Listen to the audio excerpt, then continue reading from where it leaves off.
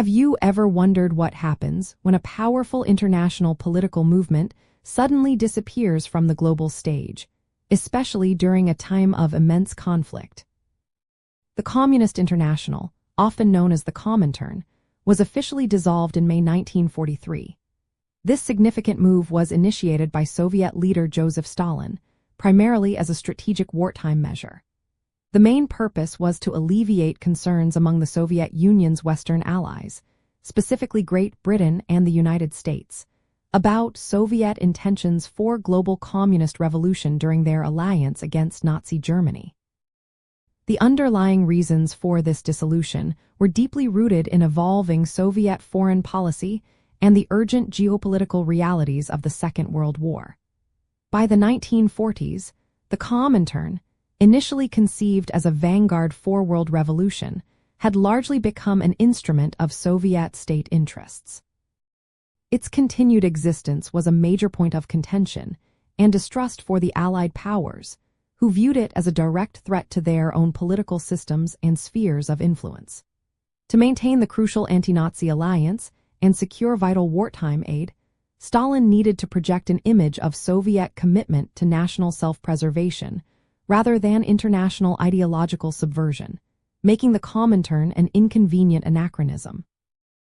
Understanding this historical context helps to clarify Moscow's priorities during this critical period. For example, by removing the perceived threat of a globally coordinated communist uprising, the Soviet Union could better negotiate for military assistance and coordinate joint operations with the Allies. This strategic concession aimed to strengthen the Grand Alliance, ensuring that ideological differences did not undermine the immediate goal of defeating the Axis powers, especially Nazi Germany, which posed an existential threat to the Soviet Union. This move demonstrated the pragmatic flexibility of Soviet foreign policy under Stalin, prioritizing national security and survival over strict adherence to the early revolutionary principles of the Comintern.